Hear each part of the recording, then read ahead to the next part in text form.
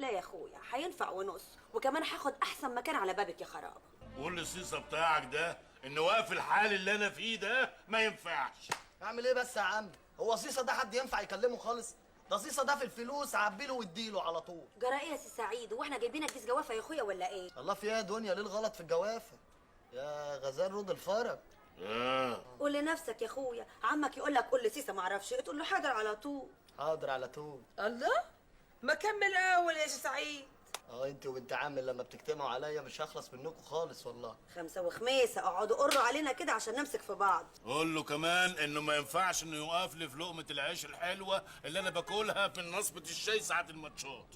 وفهمه ان انا عمك، قول له ان انا عمك.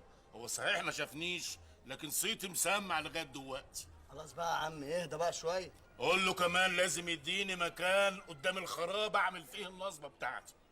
انا رحت للفتوات بتوع المكان، قالوا لي ان صيصه مأجر الخرابه جوه وبره. انا بقول يا عم عشان نخلص من الحوارات دي احنا نديله تمن ارضيه.